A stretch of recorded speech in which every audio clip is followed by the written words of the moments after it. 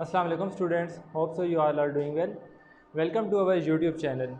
अगर आप इस चैनल पे न्यू हैं और आपने अभी तक सब्सक्राइब नहीं किया तो चैनल को सब्सक्राइब कर दीजिएगा और बेल आइकन को प्रेस करना मत भूलिएगा। लास्ट टाइम हम स्टडी कर रहे थे अपना टॉपिक मैट्रिसेस, जिनमें हमने देखा कि मैट्रिसेस की एडिशन या सब्ट्रैक्शन कैसे की जा सकती है।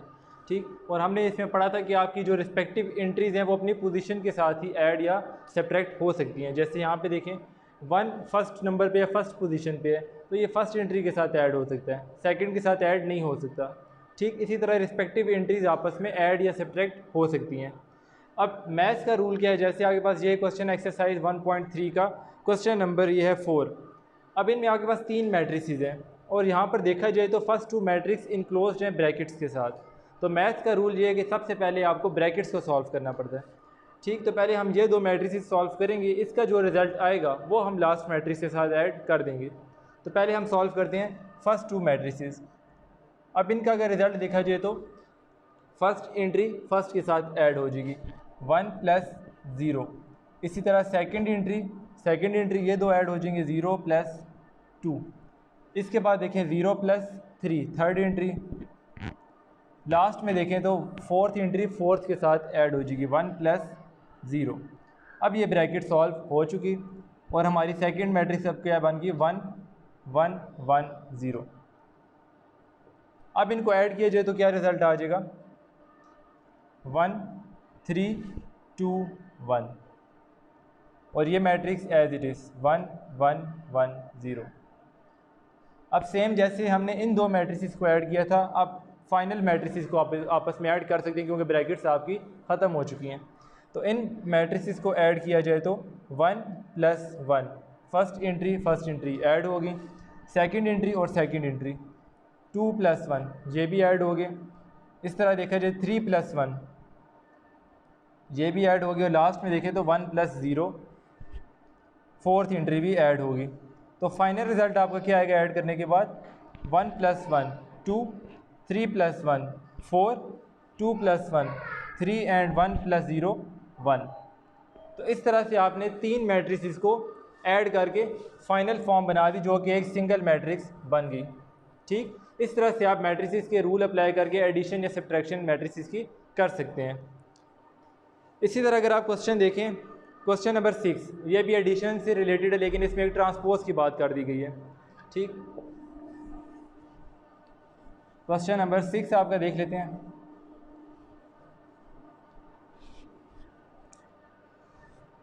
सिक्स क्वेश्चन में पूछा गया है कि आपके पास एक मैट्रिक्स है ए जिसकी वैल्यू है 1 3 -2 4 और एक मैट्रिक्स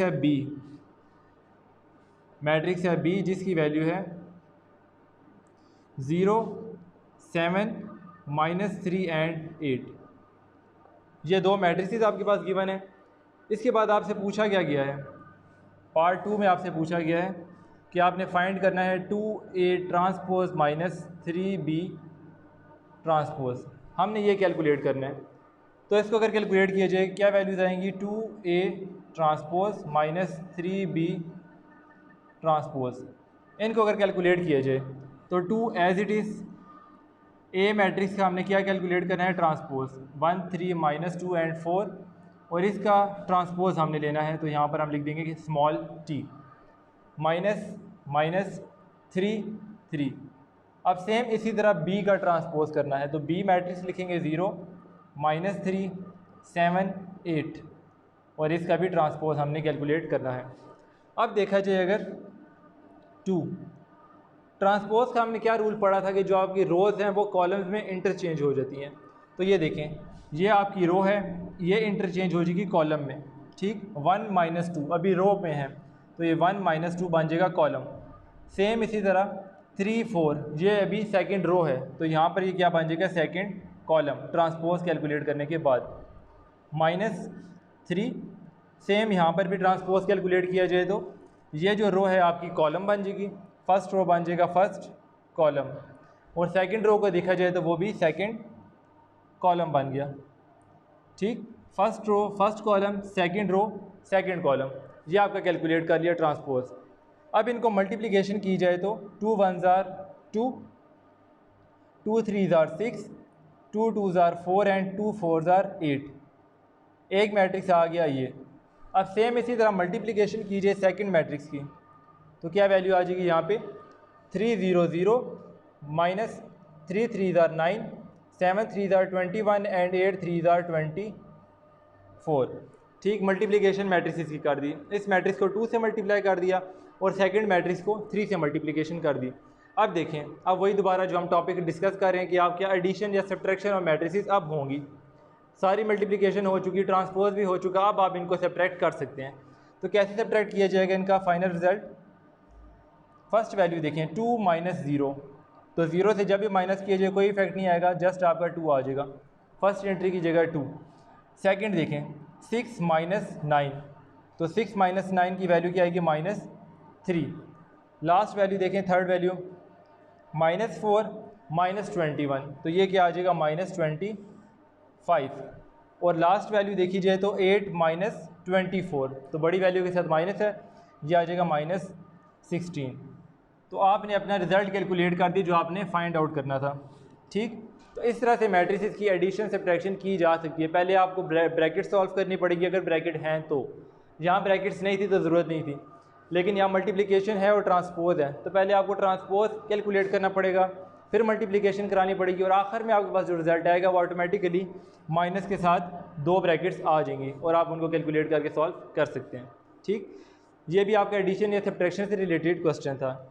अब देख लेते हैं सिमेट्रिक या स्क्यू सिमेट्रिक, जो हम टॉपिक टाइप्स ऑफ मैट्रिसेस में डिस्कस कर चुके हैं।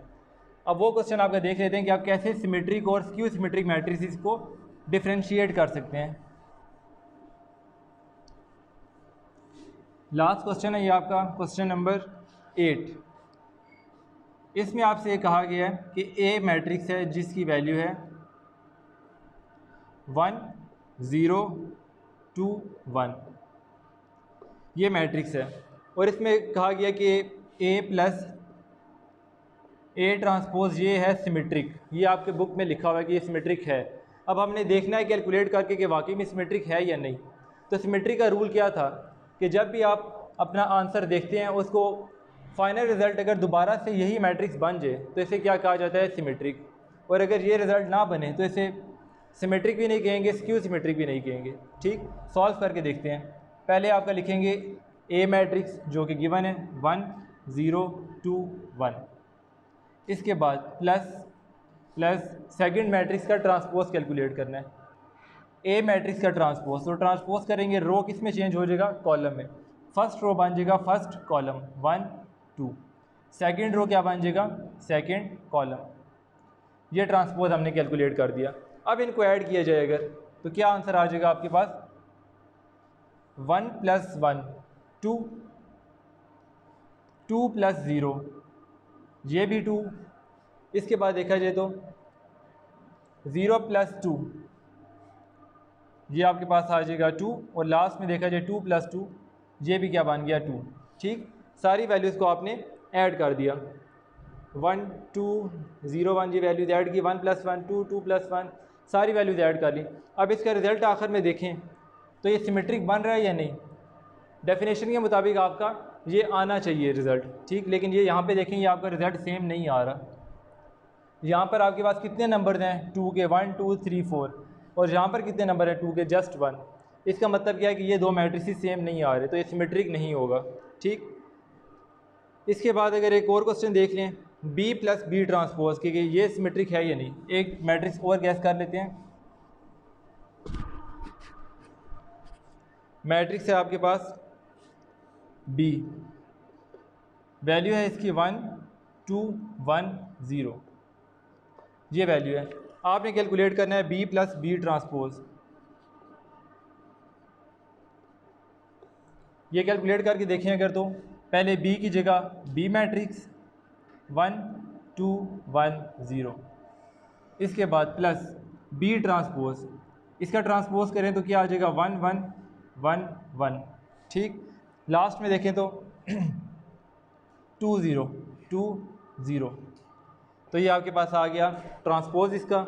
अब इसका आंसर कैलकुलेट किया जाए तो 1 + 1 2 2 + 1 3 2 + 1 3 एंड 0 प्लस 0 0।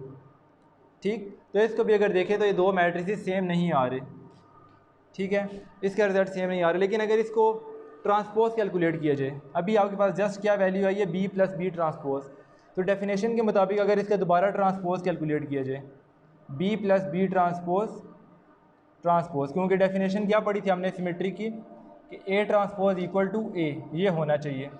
तो हमने जस्ट अभी ए कैलकुलेट किया है, अब ए ट्रांसपोज कैलकुलेट करना है, तो वो कैलकुलेट किया जाए तो देखें नंबर ऑफ़ रोज चेंज हो जाएंगे नंबर ऑफ़ कॉलम्स में, ये बन जाएगा 2 एंड 3 और लास्ट रो क्या बन जाएगी 3 एंड 0। तो अब इन दोनों का मैच किया जाए तो ये देखें ये दोनों रिज़ल्ट सेम आ रहे हैं, 2 3 2 3 3 0 3 0। इसका मतलब क्या है, ये दो वैल्यूज़ आपस में क्या हैं, सिमेट्रिक। और अगर लेट्स सपोज यहाँ पर माइनस का साइन आ जाता बाहर कॉमन, तो फिर ये क्या बन जाती, स्क्यू सिमेट्रिक। ठीक, तो ये था आपका टॉपिक। स्टार्ट हमने किया एडिशन ऑफ मैट्रिसेस से, उसके बाद ब्रैकेट्स के थ्रू हमने 3 मैट्रिसेस को सॉल्व करके दिखा कि उन्हें कैसे सॉल्व किया जा सकता है। पढ़ा हमने ये कि सबसे पहले ब्रैकेट्स को सॉल्व किया जाएगा, ब्रैकेट्स के बाद एडिशन या सब्ट्रैक्शन हो सकती है। इसके बाद सेकंड हमने डिस्कस किया ट्रांसपोज के थ्रू क्वेश्चंस। हमने देखा कि अगर इस फॉर्म में आपके पास कोई मैट्रिक्स आ रही है तो पहले आपको ट्रांसपोज कैलकुलेट करना है, मल्टीप्लिकेशन करनी है, फिर फाइनल स्टेप में आपको सब्ट्रैक्शन या एडिशन करनी पड़ेगी। लास्ट क्वेश्चन में हमने देखा कि सिमेट्रिक या स्क्यू सिमेट्रिक में क्या फ़र्क है। तो डेफिनेशन के मुताबिक क्या है, पहले आपने ये फाइंड करना जो क्वेश्चन गिवन है, इसको फाइंड आउट करने के बाद जो फाइनल रिजल्ट आ जाएगा उसका फिर दोबारा ट्रांसपोज करना पड़ेगा। और अगर दोनों रिजल्ट इक्वल आ जाते हैं इसका मतलब क्या, ये सिमेट्रिक है। और अगर इक्वल नहीं आते, माइनस का साइन कॉमन आ जाता, तो फिर ये क्या होगा, एक स्क्यू सिमेट्रिक मैट्रिक्स होगा। तो ये था आज का आपका लेक्चर। यहीं से आगे हम स्टार्ट करेंगे आपका जो टॉपिक है मल्टीप्लिकेशन ऑफ मैट्रिसेस। एडिशन और सब्ट्रैक्शन के रूल्स हम सारे पढ़ चुके हैं। अब मैट्रिसेस की मल्टीप्लिकेशन कैसे हो सकती है, डिवीजन कैसे हो सकती है, ये हमारा नेक्स्ट टास्क होगा। So that was all about exercise 3.1.3। See you in next lecture. अल्लाह हाफिज़।